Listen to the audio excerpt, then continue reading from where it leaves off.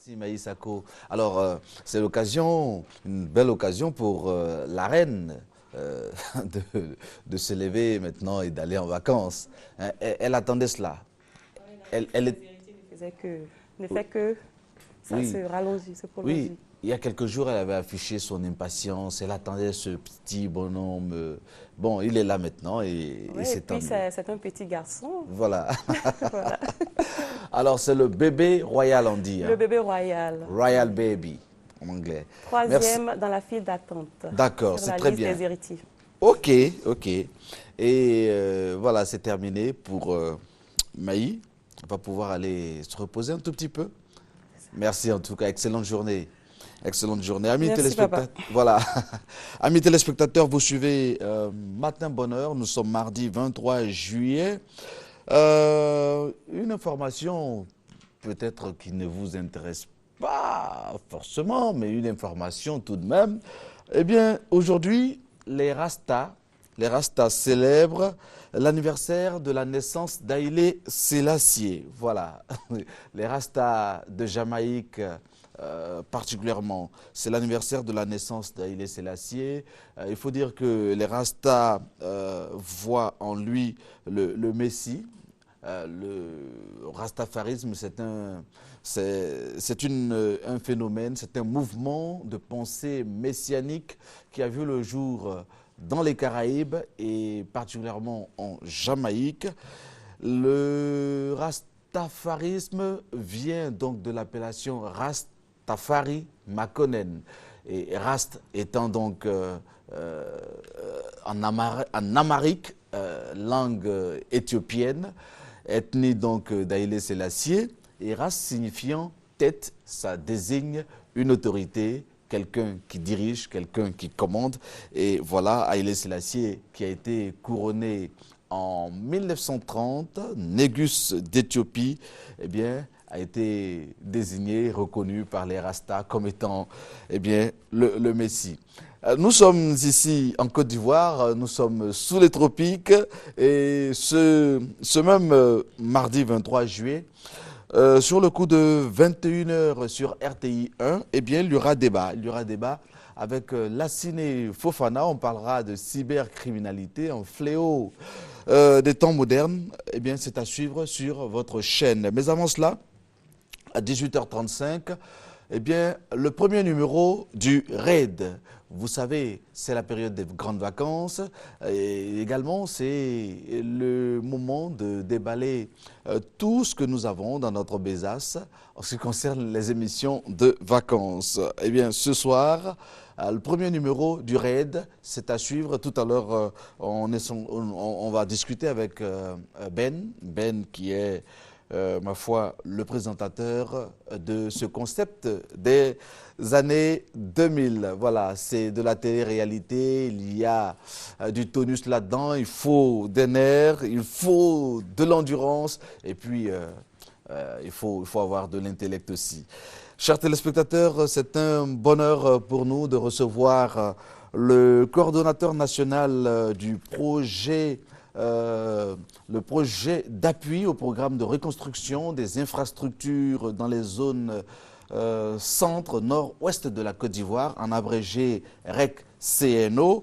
Et le coordonnateur national, c'est bien M. Kwaku Benoît. Il est sur notre plateau. Bonjour et bienvenue. Bonjour M. Koulibaly. Voilà. Alors, avec vous, nous parlons de ce vaste programme, ce vaste chantier.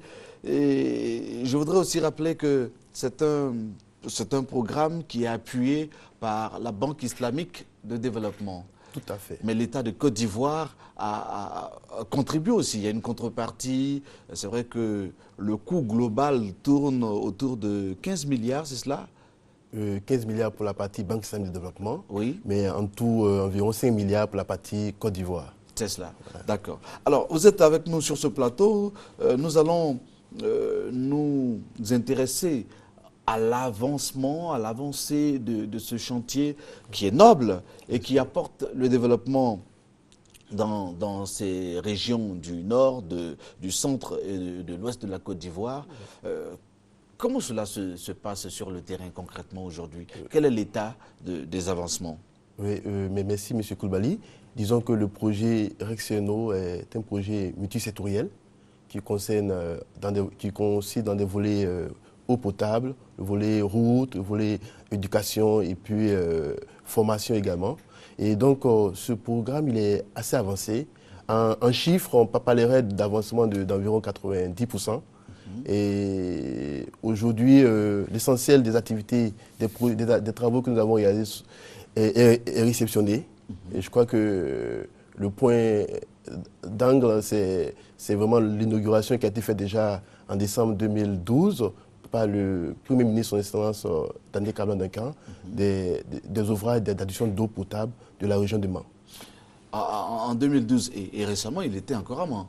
Bien sûr. Hein? Récemment, on l'a vu à la télévision, donc les travaux d'adduction d'eau. Ouais. Aujourd'hui, à Mans, il n'y a pratiquement plus de problème d'eau, c'est cela? Oui, pour l'essentiel, en ce qui concerne la production. Ok. Vous savez, pour tout ce qui est de l'eau, il y a plusieurs étapes. Il y a la production et il y a la distribution. En ce qui concerne la production, je peux noter qu'avant que le programme ne soit réalisé, il y avait un déficit d'environ 80% dans les périodes de sécheresse et en matière d'eau potable.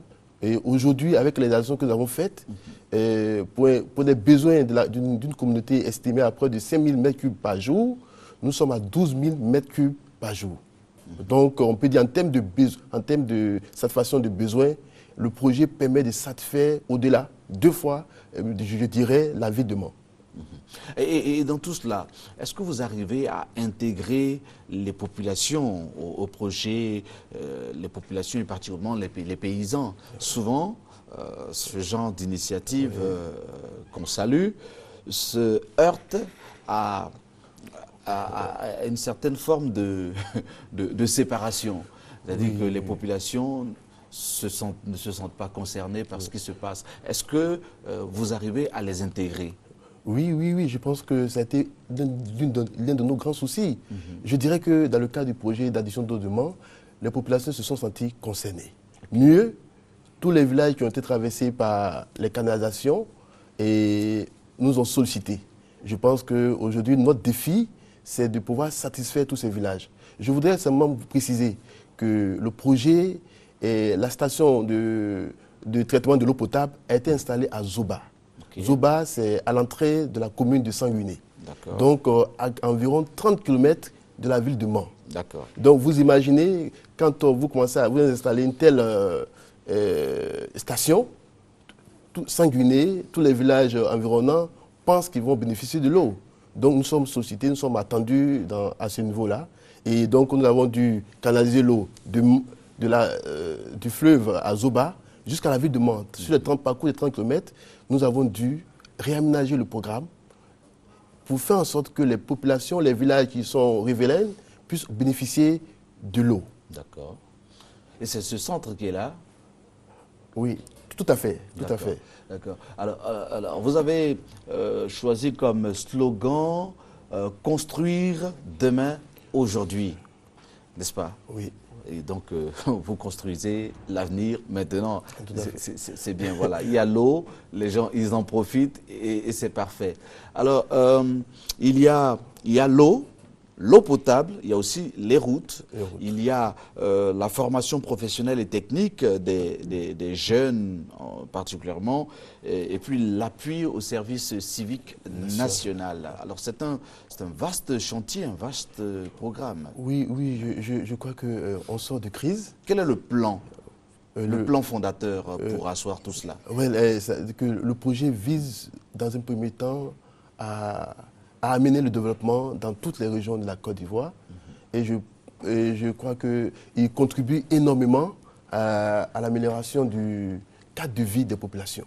Vous savez, les besoins sont énormes en matière d'adduction d'eau, en matière de voirie, en matière d'éducation.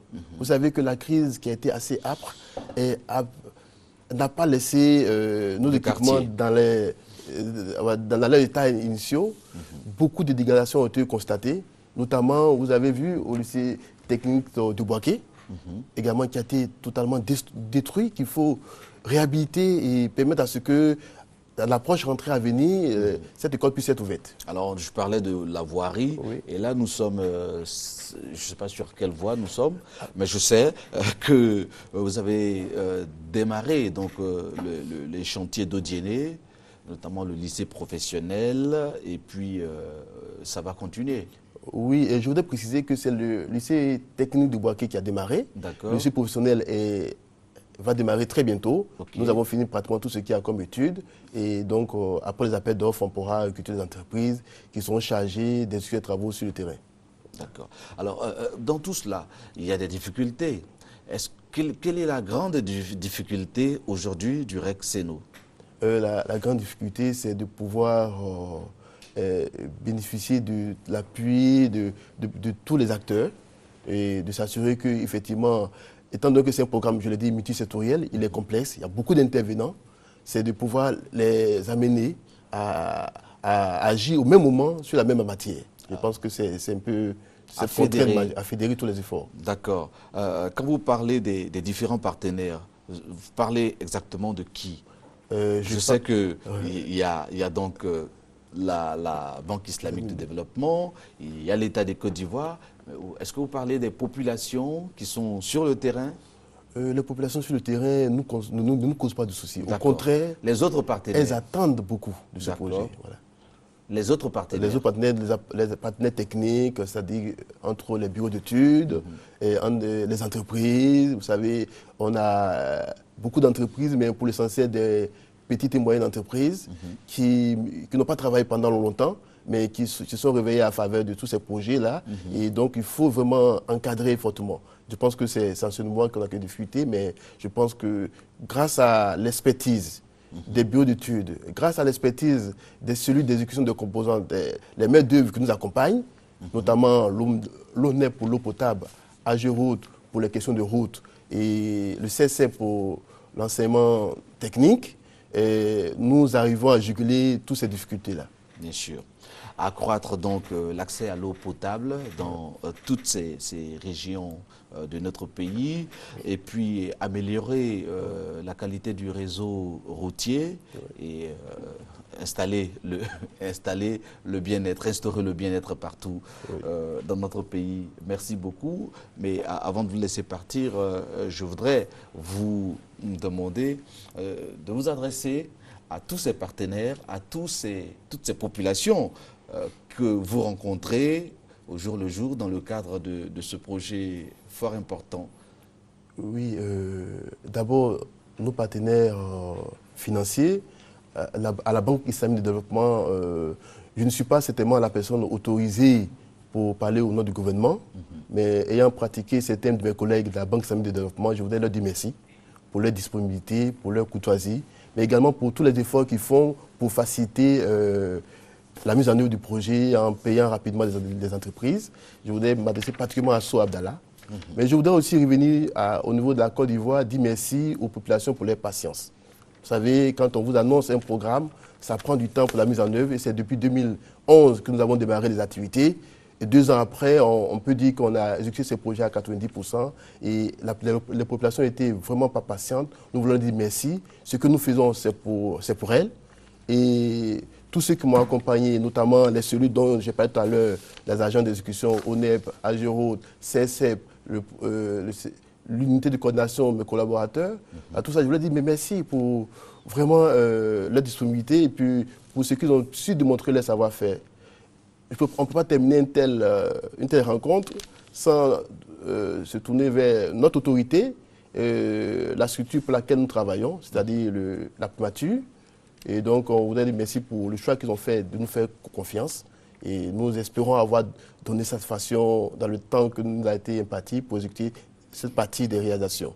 Merci beaucoup. Merci à vous, M. Koulibaly. Merci, M. Kwaku Benoît. Je rappelle que vous êtes le coordonnateur national de ce projet, le projet REC-SENO. Oui. Vous étiez sur le plateau de Matin Bonheur pour nous parler de l'état d'avancement des travaux dans les régions centre, nord, ouest de la Côte d'Ivoire. Merci d'être venu sur ce plateau. Amis téléspectateurs, vous êtes sur RTI 1. Nous sommes à l'émission Matin Bonheur et nous avons un certain nombre d'informations à apporter à votre connaissance. Tout à l'heure, nous allons recevoir d'autres invités, mais pour l'heure, ce que vous pouvez voir aujourd'hui et dans la semaine sur RTI 1. Wozo Vacances 2013. Il s'est reparti avec les présélections de Wozo Vacances 2013 dans le district d'Abidjan, Trècheville, mercredi 31 juillet à 8h au Sénac près de la Bourse du Travail. À Djamé, jeudi 1er août à la salle des fêtes de Williamsville à 8h. À Bobo, vendredi 2 août à 8h dans la cour de la mairie. Yopougon, samedi 3 août à 8h à l'Allocodrome de Niangon. Wozo Vacances, c'est le talent à l'état pur.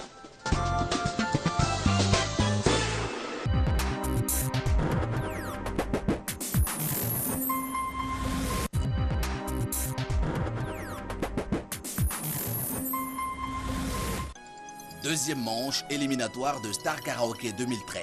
Vendredi 26 juillet à partir de 21h en direct du studio B de la RTI. Star en compétition, Ayagua Yoa Marina, star numéro 1.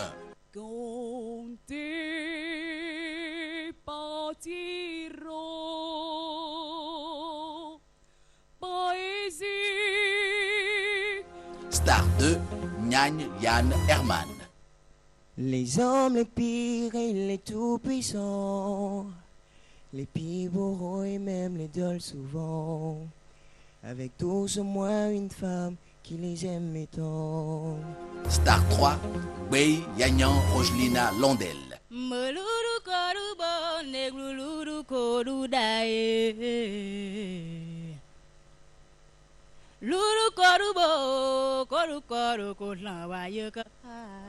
Star 4, Kakou Koré Jean Sévérin.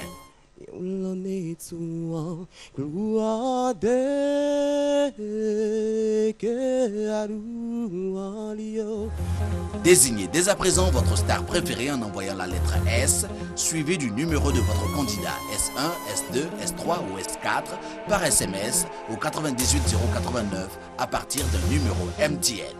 Venez nombreux assister à cette deuxième manche de l'édition 2013 de Star Karaoké.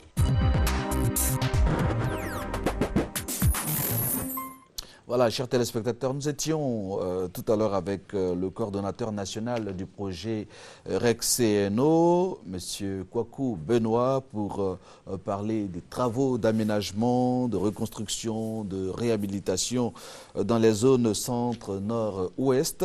Alors, il faut dire que c'est un projet qui vise la consolidation de la paix. Et cela passe bien sûr par le développement. On va rester dans ce domaine-là, le domaine donc du développement et de la consolidation de la paix. Cela passe aussi par la vie saine, par l'environnement, un environnement salubre. Et notre invité, notre consultant en développement durable, c'est bien sûr Brice Delagneau.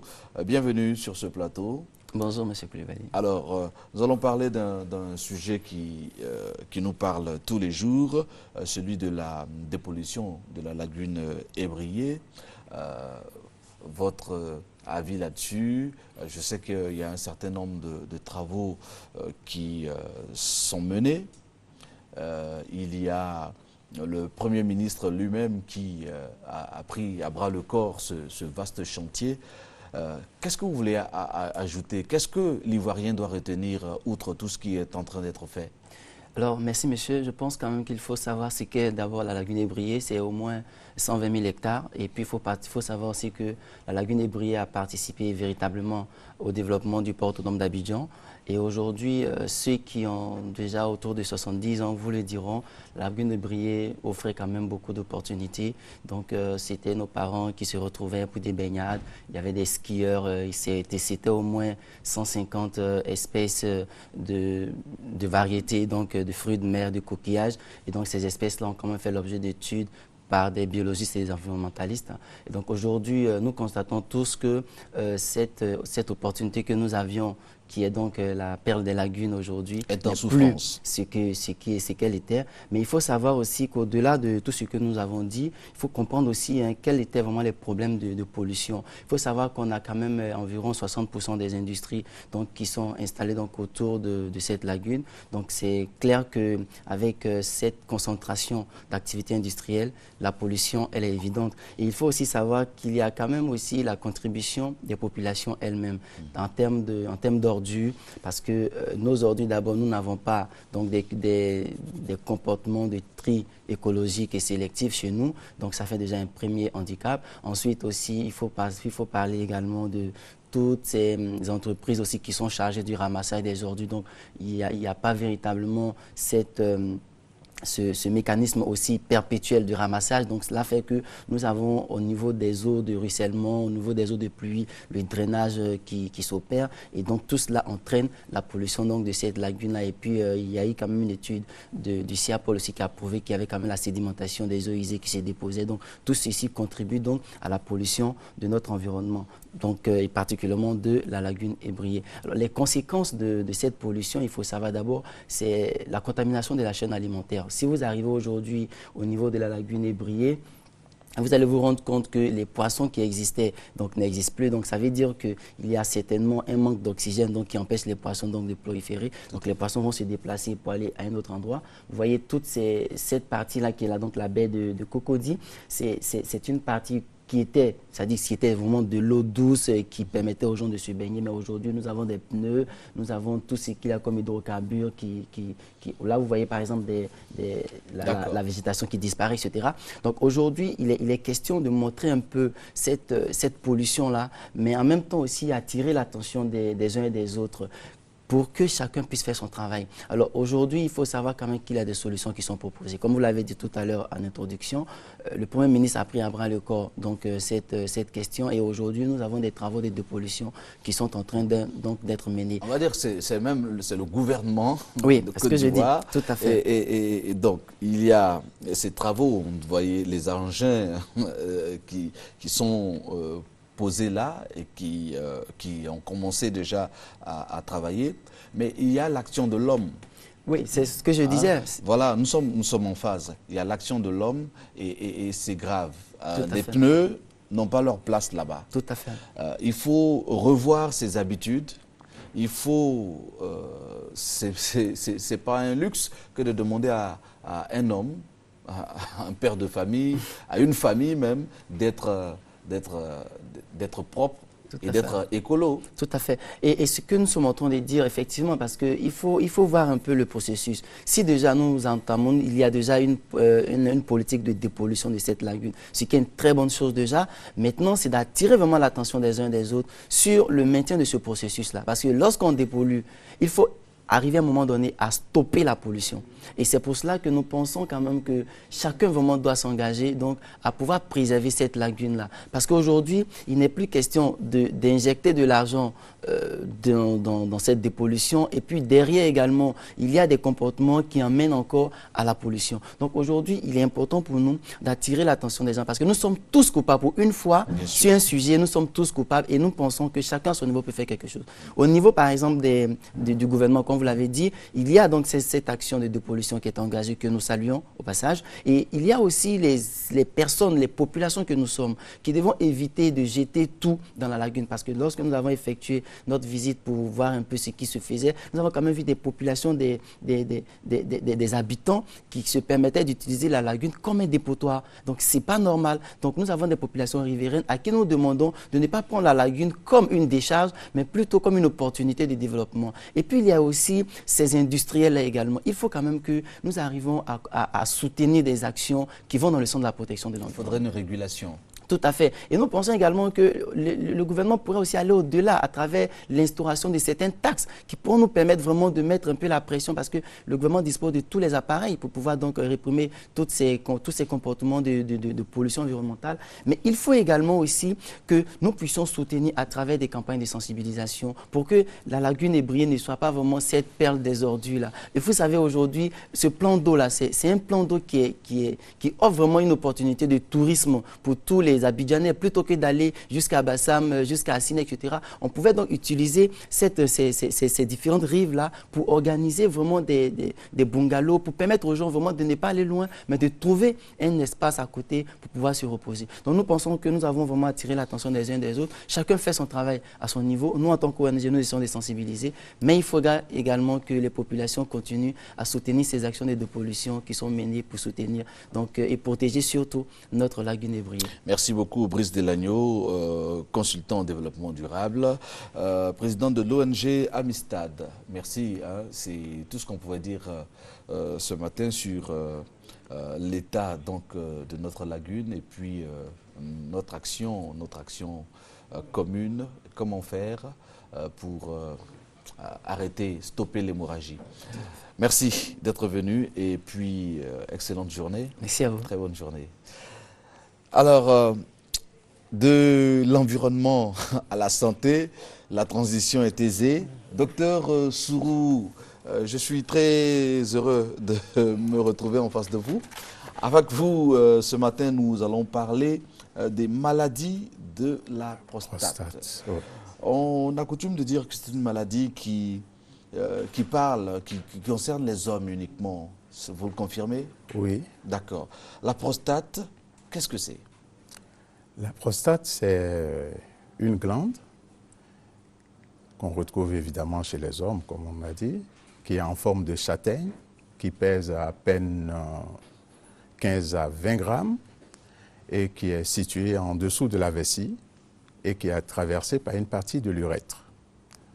Alors, c'est une glande qui, en fait, commence son activité à partir de la puberté. Okay. Et c'est à partir de ce moment-là qu'elle prend du volume. Alors, elle est importante, cette glande, parce que sans la prostate, la procréation n'aurait pas lieu. Okay. Parce que cette glande, avec d'autres glandes additives telles que la vésicule séminale et les glandes de Cooper, concourent à la procréation de l'individu sur la Terre. Donc, vous voyez que c'est une glande importante qui a son rôle dans la vie et évidemment, on doit y prêter attention. Alors, nous n'allons pas rentrer dans le gros détail parce que rien qu'en parlant seulement de son rôle de production et de stock du liquide séminal, rien qu'en parlant de l'arrivée par les canaux déférents des spermatozoïdes au niveau des vésicules séminales et la participation musculaire de ce muscle, de cette glande-là, de cette prostate, lors de l'éjaculation, nous permet de conclure qu'elle est aussi importante que ce qui a nécessité qu'on puisse en parler. Alors l'évolution, permettez-moi, docteur, oui. L'évolution démarre à l'âge de la puberté. Oui. Et plus on prend de l'âge, il y a des risques. Il y a des risques. Des risques, c'est trop dire. Est-ce que cela veut dire que c'est lié à l'activité sexuelle? Non, pas du tout. Pas du tout. C'est une fausse idée. Hein? C'est une fausse idée. D'accord. C'est une fausse idée. Elle n'est pas du tout liée à l'activité sexuelle. La preuve, c'est qu'il y a des gens qui n'ont pas procréé, mais qui font de la prostate que nous recevons.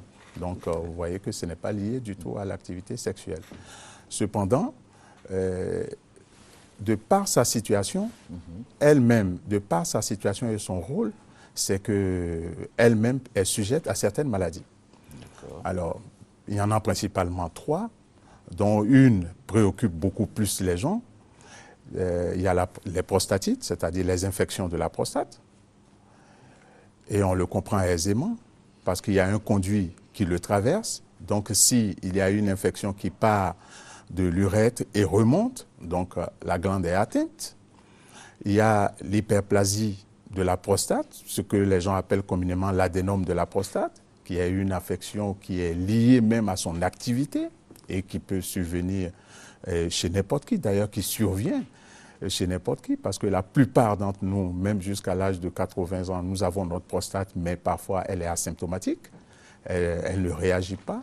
Et il y a le cancer de la prostate. Voilà, ce sont les 3 affections.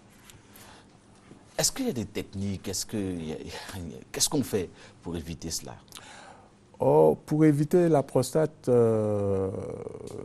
comme je viens de le dire, vous voyez même que l'activité même de l'être masculin ne peut pas nous faire éviter la prostate, en principe. Peut-être qu'elle peut être asymptomatique, se taire et ne rien dire, cela arrive. Mais dire quand même que quelqu'un ne fera pas son adénome de la prostate, ça, c'est pas vrai. Est-ce qu'il y a des voies et moyens pour éviter, par exemple, le développement d'un cancer de la prostate? Vous savez, le cancer de la prostate même est une maladie insidieuse. Elle est sourde, elle ne se manifeste pas. Parfois, c'est juste quand quelqu'un se plaint de sa prostate et qu'on décide de faire les investigations, que nous nous rendons compte que ces éléments nous amènent à penser au cancer de la prostate. Maintenant, si déjà dans une famille, il y a des gens qui sont sujets au cancer de la prostate, ça nous appelle insidieusement à faire des bilans, certaines investigations à partir d'un certain âge. Et chaque année, pour pouvoir prévenir l'affection. Mais sinon, en tant que tel, nous dirons, bon, pour prévenir en tant que tel, qu'est-ce qu'on va faire? C'est peut-être d'avoir une hygiène de vie assez correcte, de s'alimenter correctement. De ne rien exagérer aussi. De ne rien exagérer, monsieur. D'accord. D'accord. Oui. Alors, les malades, enfin les potentiels malades qui certainement nous regardent ce matin ont besoin d'être rassurés tout de même, docteur Sourou. Bien sûr. Qu'avez-vous à leur dire? Tout simplement de ne pas avoir peur. Quand on parle de la prostate, je sais que tout le monde à partir de 50 ans a des craintes. Mais c'est de savoir qu'à partir de 50 ans, il faut souvent faire son bilan. Parce que vous savez, la prostate débute à partir de 30 ans. 30 ans déjà, vous commencez déjà par faire votre prostate, elle augmente. Parce qu'elle est sous les effets de l'hormone masculine. Or, c'est l'âge où tout le monde, un garçon en principe, commence par avoir tous ses sens masculins. Donc, c'est de faire des bilans régulièrement, de s'approcher, parce qu'il y a sur le territoire des chirurgiens urologues. Et les gens... Comme vous. Et les gens ne le savent pas trop. Il y a des services adéquats à ça, il faut s'y rendre, il faut faire son bilan régulièrement. Ce n'est pas dans nos habitudes, ça. Oui, mais il faut que ça change. Pour ce genre de pathologie. Ah oui, mais malheureusement, il faut que ça change. Il faut aussi que les gens comprennent que ce n'est pas, comme j'entends souvent le dire, c'est héréditaire, ça se transmet. Non, ça ne se transmet pas. Ça ne se transmet pas. Mais il faut vraiment y prêter attention. Il faut qu'à partir d'un certain âge, c'est pour toute pathologie d'ailleurs. Il faut vraiment faire son bilan à partir d'un certain âge parce que, comme j'ai coutume de le dire, nous, on dort, on se repose, mais le cœur ne dort pas. Bien sûr. Il y a le système nerveux parasympathique qui ne dort pas. Qui ne dort pas. Donc, il faut qui imite un peu Dieu. Voilà. Donc, il ne faut pas oublier qu'eux, ils travaillent tout le temps. Donc, ils sont plus épuisés que l'âge que nous-mêmes nous avons. Donc, il faut prêter attention à cela parce que c'est ça qui nous permet de tenir le coup. D'accord. Merci beaucoup, docteur Sourou. Je rappelle que vous êtes chirurgien, membre du syndicat de... Comment on dit? Le SINAMEPSI. SINAMEPSI, c'est le syndicat des médecins privés de Côte d'Ivoire. Des médecins privés de Côte d'Ivoire, merci, c'est cela. SINAMEPSI, voilà, c'est bien dit. Et vous étiez là ce matin pour nous entretenir sur les maladies de la prostate. Merci, on peut vous joindre au 22 41 26 97. Non, ça c'est le numéro du SINAMEPSI. Moi, on peut me joindre au 23 50 72 05. D'accord, merci beaucoup. Je vous en prie. Docteur Sourou, Ascension, Pierre-Philippe. Merci. Voilà. Je vous en prie. Voilà, nous parler de tout cela sur le plateau de Matin Bonheur. Voilà. C'est Insa aux commandes de ce qui suit avant de recevoir d'autres invités.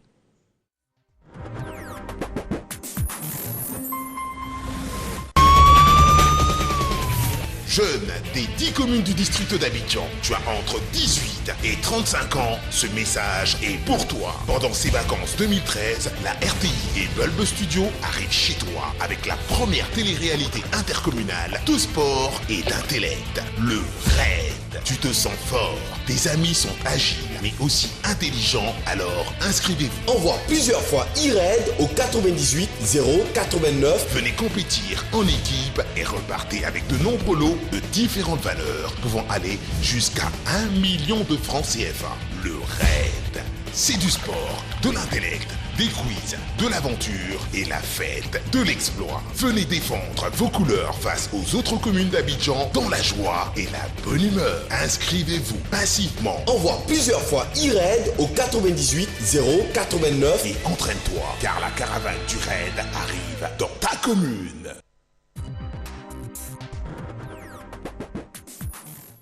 Voilà, le RAID, on en parle avec Mr. Ben, qui est l'animateur donc de ce concept novateur. C'est de la télé-réalité, n'est-ce pas? Bienvenue sur ce plateau, cher ami. Merci bien, monsieur Babakoul. Le RAID, c'est le top départ ce soir sur RTI 1. Effectivement, le RAID, c'est le top départ ce soir sur RTI 1 à partir de 18h35. D'accord. Alors, il y a combien de concurrents? Alors, les concurrents au niveau du RAID sont appelés des raiders. Il y en a 30, ils sont au nombre de 30. Alors... Mais soyez rassurés, hein, ça ne vous rend pas raide. Absolument. Alors c'est un jeu, c'est une compétition intercommunale, oui. N'est-ce pas? Et donc, vous avez décidé de commencer à Abobo. Oui. Pourquoi Abobo? Abobo, parce que Abobo est la commune la plus peuplée au niveau d'Abidjan. Et on s'est dit, si on faisait notre baptême de feu au niveau d'Abidjan... Hein, c'est Abobo. Abobo, oui, Abobo quand même. C'est vrai que ça fait débat. Hein. Ça fait débat, oui. J'ai vu quelqu'un qui disait non, c'est Abobo. Non, l'autre qui dit non, c'est Yopougon, la commune la plus peuplée. Et puis un qui dit non, c'est Abobo. Abobo, c'est vaste, c'est plus grand. Yopougon, bon, il y a beaucoup d'eau et tout ça. Bon. Alors, le RAID vient pour trancher. Vous confirmez. Voilà. Donc, c'est Abobo. En fait, le RAID va trancher. D'accord. Par rapport à la population qui va venir assister à la compétition, au niveau d'Abobo et de Yopougon, on aura l'occasion de voir entre Abobo et Yopougon la commune la plus peuplée. C'est cela. Il faut dire que le RAID fait partie donc des grandes émissions de ces vacances 2013. Et le RAID, c'est à partir de 18h35 ce soir sur RTI 1. À ne rater sous aucun prétexte. Il y a donc de l'agilité, mais également de la force, l'intellect aussi. Il y a combien de garçons, combien de filles? Alors, le RAID, il y a 3 épreuves. L'épreuve de force, l'épreuve d'agilité et le quiz. 10 hommes forts, 10 hommes agiles et 10 jeunes filles intelligentes. Il y a des questions, il y a des épreuves, et puis à la clé, il y a de l'argent. De l'argent. Il y a 1 million à gagner. 1 million à gagner à la finale. Et la finale, c'est prévu pour? La finale est prévue pour le 3 octobre. D'accord. Le 3 octobre, on sera là et on en saura un peu plus.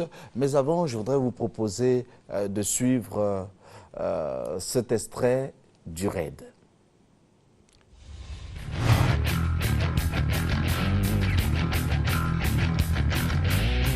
Le RAID est votre émission de télé-réalité intercommunale qui mettra en compétition tous les jeunes des 10 communes d'Abidjan à travers 3 disciplines, l'intellect, la force, l'agilité.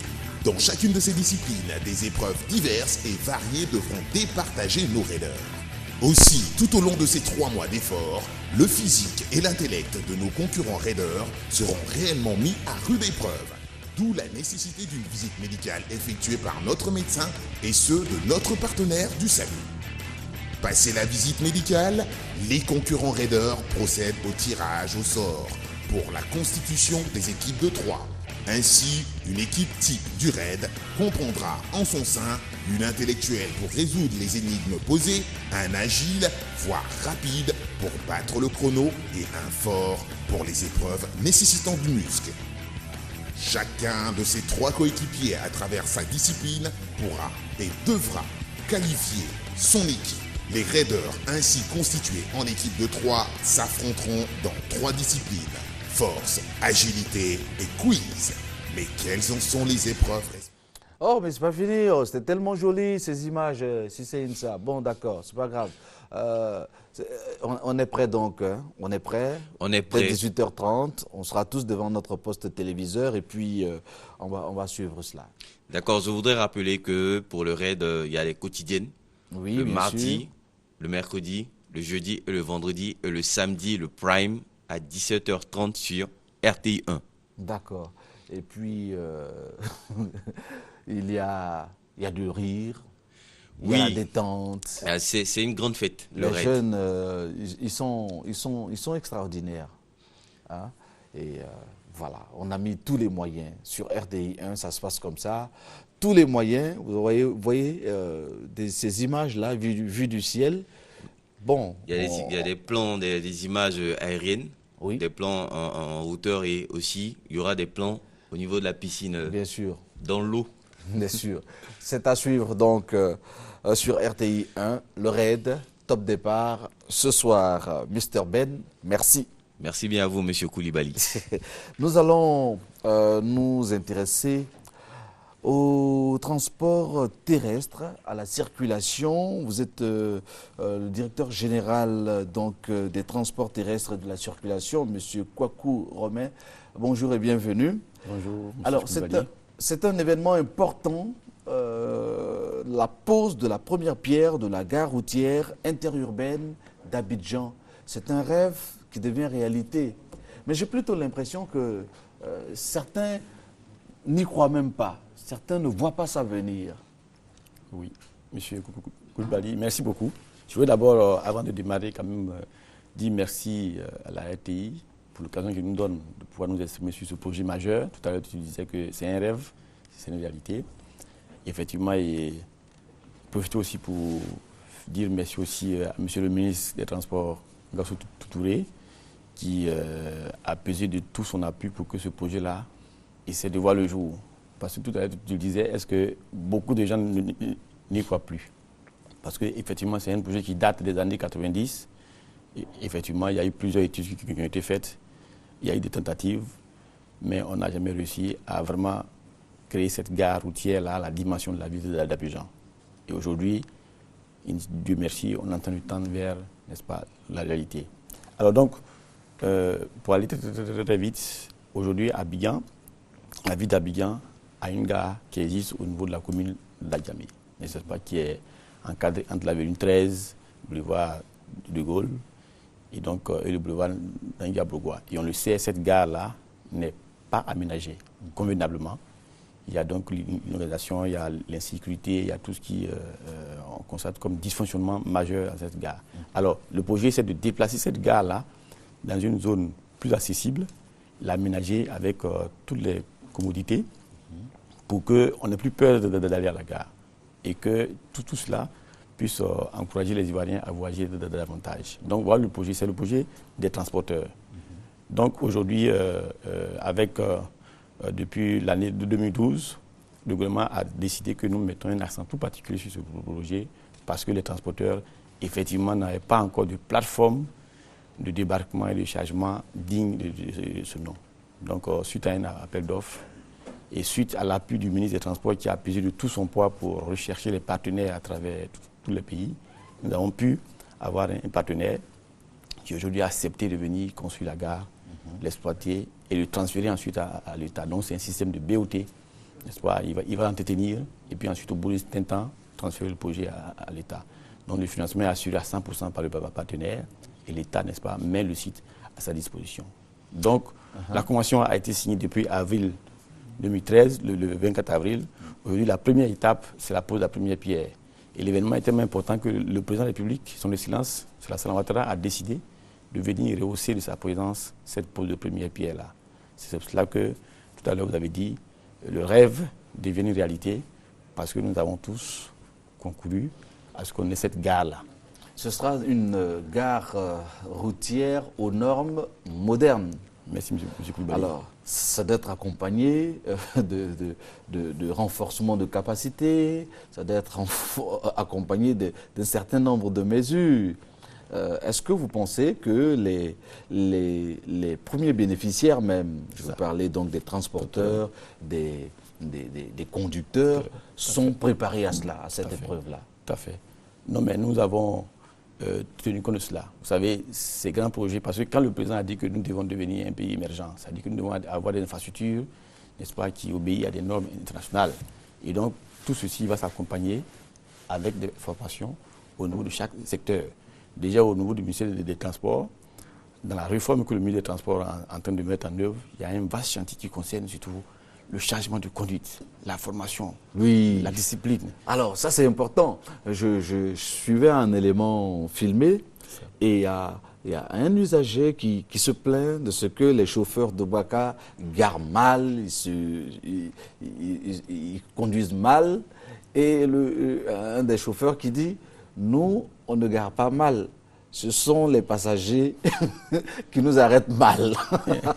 J'ai dit, ça, c'est le gag. C'est le gag en tout cas. Alors, il va falloir changer d'habitude, changer de méthode, changer de façon de voir. Tout à fait, tout à fait. Donc, comme je le disais aujourd'hui, effectivement, il y a un pan complet, un segment complet sur la formation. Et je pense que ça va permettre un peu de former aussi bien les transporteurs, les usagers eux-mêmes, et puis les chauffeurs, comme vous l'avez dit tout à l'heure. Et tout le monde doit s'inscrire dans ce créneau-là. Bien sûr. Alors, c'est ce 25 juillet, ça, à 16h30, à l'ex-CAS d'Adjamé. Tout à fait. D'accord. 20 21 82 24 02 26 93 07 pour tous ceux qui souhaiteraient en savoir un peu plus, chers téléspectateurs. Merci. Monsieur Kwaku Romain, je rappelle que vous êtes le directeur général des transports terrestres et de la circulation. Merci d'être venu sur ce plateau de Matin Bonheur. Merci, M. Koulibaly. Et nous attendons tout le monde le 25. Voilà, merci à 16h30. Ouais. Chers téléspectateurs, hier à Yopougon Figayo, il y a eu donc clash entre les artistes tradis modernes, et les Zouglous. Voici quelques moments de ce qui s'est passé à Yopougon.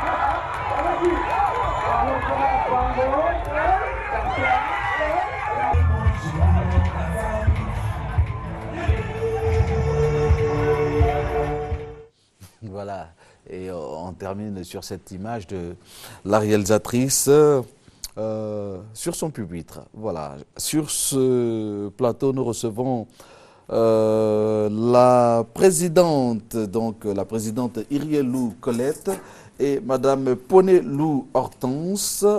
Madame Ponelou qui est membre de la coopérative Komagua du marché Roxy.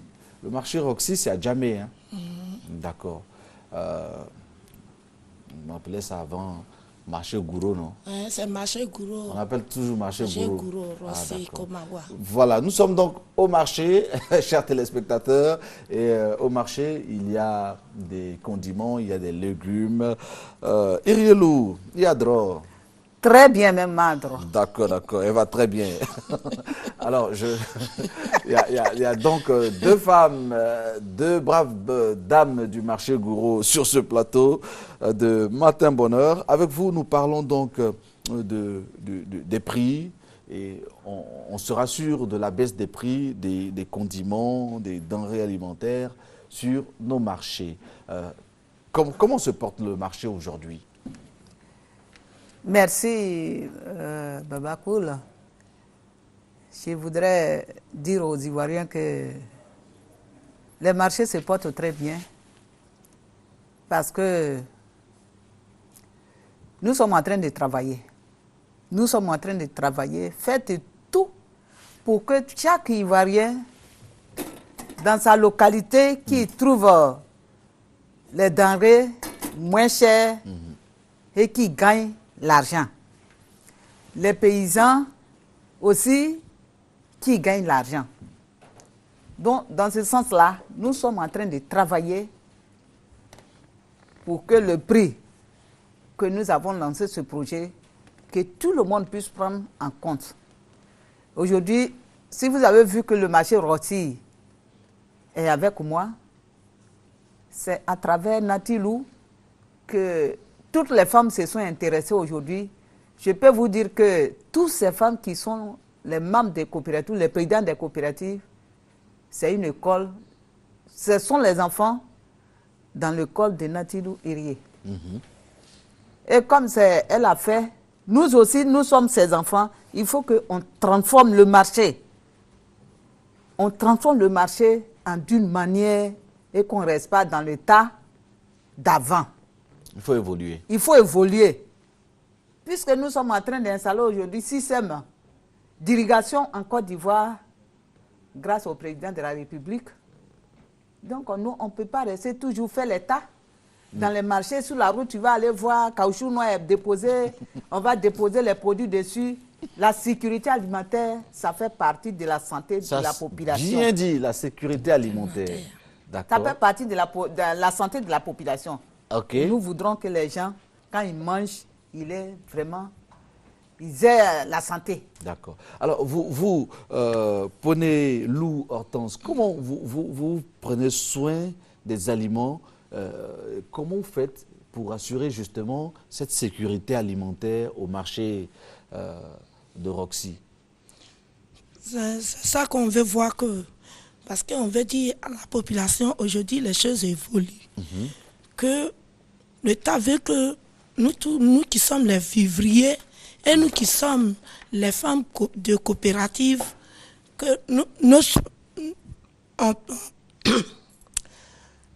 on s'organise mieux. On s'organise mieux et puis on vend sur les kilos et puis sur les tables et puis je veux que les choses soient présentables et propres. Pour la santé. Qu'on ne vienne pas au marché et puis après, après on tombe malade. Et après, tu t'en vas et puis tu as fini de manger et puis tu as la diarrhée, tu ne dors pas. C'est pas normal. C'est pas normal. C'est pas bon. L'État lutte pour que les gens soient en bonne santé, pour que la Côte d'Ivoire soit une nouvelle Côte d'Ivoire. Nous, on fait partie de cela. Ça, c'est bien dit. Les femmes, elles ont emprunté le train du développement. Oui. Il n'y a pas de raison que certains soient à la traîne. Non. Que tout le monde soit dans le train. Dans le train. D'accord. Alors, c'est aujourd'hui avec les femmes, parce que si tu vois sur la route aujourd'hui, les vivriers là sont exposés, toutes les femmes veulent vendre. Donc on veut que si ça soit bien organisé avec le kilo, donc tout le monde est dans le marché. Et nous qui sommes les grossistes, nous qui vendons dans le marché Gouro, on veut que ça soit bien propre. Bien sûr. Parce que c'est notre non-gâte. C'est ça. Il faut que chacun joue sa partition, que chacun fasse sa part. Claire. Et bon, on a tout, hein. On a tout ici en Côte d'Ivoire. Et la terre de Côte d'Ivoire est tellement bénie voilà, elle nous permet d'avoir des fruits comme ça, des fruits fraîches. fraîche. Tellement excellent. C'est bien à voir. Et ces produits que tu vois là, c'est traité avec produits bio. On ne veut plus traiter les produits, nos champs avec les produits qui, après la maladie, les produits toxiques. Suffisant. Oui. Aujourd'hui, il y a plein de maux de cœur, insuffisant urinaire. En tout cas, plein de maladies qui est dans le corps des Ivoiriens. Et nous avons vu qu'il y a aussi ces produits-là qui sont aussi à la base. D'accord. Donc, nous traitons aujourd'hui tous les produits-là avec un produit bio. D'accord, ça c'est bien. Et regardez donc la texture. On a les deux gombos. Hein. Deux qualités. Voilà, les deux gombos. Gombo parlait qu'ils aiment faire guaguasou. Oui. Et puis le gombo. Le gombo qu'on a appelé yire, nous on a appelé yire, mais les gens appellent ça gombo djoula. Parce qu'avec Kabato, ça va tellement bien. Donc on a filmé. D'accord, et puis bon, le piment aussi. On a la qualité du piment aujourd'hui. Bien sûr, c'est tellement joli. Ça, tu peux faire 2 jours, 3 jours, ça ne peut pas pourrir. Ah d'accord. Parce que ce n'est plus les produits toxiques qu'on traite avec. Ah d'accord. Hortense a dit le piment jaune. Hein. Je crois avoir entendu le piment chaud. Ah, c'est pas chaud, hein? C'est chaud. Ah, d'accord, c'est jaune, c'est pas chaud, mais ça brûle. Ça brûle. Et ça sent très bon. D'accord, oui. Et c'est vraiment des épices de chez nous et c'est bon. Et on a aussi nos aubergines. Alors, je remarque que quand vous venez régulièrement, vous venez avec la balance parce que la pesée, c'est important. Faut pas se faire gruger. Il y a malheureusement sur le marché quelques commerçants véreux, des gens qui ne donnent pas le bon prix, le juste prix, et vous êtes là régulièrement sur le plateau de Matin Bonheur pour assurer tout le monde. Il faut exiger donc la balance, il faut exiger la pesée, parce que les prix ont baissé véritablement. Les prix ont baissé. Nous avons dit que le kilo d'aubergine, c'est 200 francs sur le marché. Le gombo, c'est à 250 francs. Le piment, c'est à 300 francs. Et ça, c'est à 150 francs le kilo. D'accord. Et je dirais qu'il faut que les gens adhèrent au projet. Parce que moi, je ne comprends pas. Les femmes même qui sont sur le marché, elles réclament les balances. Et nous sommes en train de faire de telle sorte qu'on ait au moins 1500 balances pour que le projet puisse se prendre, que toutes les femmes puissent avoir au moins quelques balances à leur disposition. Et au niveau des producteurs, aujourd'hui les producteurs, qu'est-ce qu'elles veulent? Même quand vous avez accompagné les producteurs et que l'achat ne se passe pas bien, l'achat ne se passe pas bien, c'est pas bon. Il ne peut pas avoir l'argent. Les produits que vous avez pris, vous ne pourrez pas payer et ça devient un problème. Donc aujourd'hui, nous sensibilisons tous nos producteurs. C'est prix au kilo que nous devons vendre nos produits et nous avons commencé. Tout le monde doit respecter. Maintenant, les marchés qui ne vont pas respecter, nous allons choisir les marchés. Nous allons choisir les marchés et inonder ces marchés-là des balances. Et que tout ce que nous allons prendre pour faire venir, on donne à ces femmes-là pour que ce projet-là soit respecté. D'accord. Parce qu'on ne fait pas, parce qu'il faut faire, il faut que ça soit concret sur le terrain. Bien entendu. Il faut que ça soit concret, il faut que les choses évoluent au niveau de nos marchés, au niveau donc des femmes. Je voudrais encore une fois vous féliciter. Je crois que Ponelou, Hortense voulait ajouter quelque chose. Allons-y. Je veux dire à mes sœurs qui sont dans le marché Gouro, dans tous les marchés Gouro, marché Rossi, dans tous les marchés, avec le balance, que ça ira, que c'est bien. On va prendre ça. Elles n'ont qu'à nous suivre, elles n'ont qu'à nous soutenir. Et qu'elles vous fassent confiance aussi. Tout commence par ça, confiance. Il ne faut pas qu'elles vont dire que le début, le début des choses, c'est difficile. C'est difficile. Elles n'ont qu'à prendre courage, que ça va aller. D'accord. C'est ce que je vais ajouter à mes soeurs. D'accord. Transformer l'esprit, ce n'est pas facile. Oui. Quelqu'un est habitué à se laver dehors. Il a commencé petit, il a grandi. Et puis toi, tu veux aujourd'hui qu'il n'a qu'à se laver dans la douche. Non, je comprends. C'est tellement imagé. Il faut reprendre. Oui, on dit, on commence, on transforme, transformer. Il faut transformer l'esprit. Oui. Il faut toucher l'esprit. C'est pour toucher. Quelqu'un qui est habitué depuis son enfance, son petit, quelque part là-bas, il se lave dehors. Même quand les gens sont en train de passer, ce n'est pas son problème. Et puis maintenant, toi, tu vas venir lui obliger. Maintenant, tu ne dois plus te laver ici, il faut te laver dedans. Mais il faut courir derrière lui pour qu'il accepte. Et je pense qu'un projet, c'est comme ça. Et comme nous, les femmes, on a confiance à ce que nous faisons et que la population compte sur nous, pour nous, ça va prendre très rapidement. Et puis, nous allons partir. Soyez rassurés, on ne quitte pas le marché, hein, on reste au marché. Non, on reste au marché. Voilà, on reste au marché. Le temps pour nous de suivre un élément de Philomène Draman. C'est sur l'union des ressortissants de la CEDEAO. Et on se retrouve, les braves dames, sur ce plateau pour conclure ensemble Matin Bonheur. L'union fait la force. Les membres de la communauté économique des États de l'Afrique de l'Ouest l'ont compris. Ils ont mis sur pied une union des ressortissants membres de la CEDEAO. UREM CEDEAO aussi. Yacoubi Laurent est le nouveau président élu. 1, 2, 3. 1, 2, et 3. Je suis très content, très heureux. Nous venons de très loin. Il y a de cela 3 ans que l'intérimaire a gardé le pouvoir. Heureusement, on est passé par la voie des urnes et Dieu a fait son choix a porté son choix sur moi. Donc la tâche est immense, mais je sais qu'avec l'aide de mes pères, nous allons réussir. L'ex-président par intérim a souligné sa joie de voir enfin un président à la tête de cette union. Aujourd'hui, je suis l'un des hommes les plus heureux pour être déchargé d'un lourd fardeau. Et les problèmes sont nombreux. Parce qu'au sein de toute association, comme on le dit, il y a des brebis galeuses. Donc il fallait gérer toutes ces personnes-là et les amener à se mettre ensemble. Et par la grâce de Dieu, nous avons fait une élection transparente, claire, démocratique, le 6 juillet dernier. L'Union des ressortissants membres de la CEDEAO, UREM CEDEAO aussi, existe depuis 1994. Elle a pour but de veiller à la circulation des biens et des personnes, de défendre les intérêts des États membres.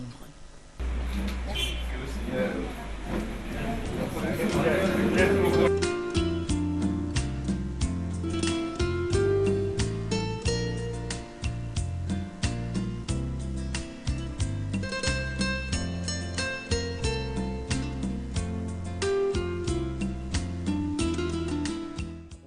Voilà, merci à Philomène et à Denise Licantano.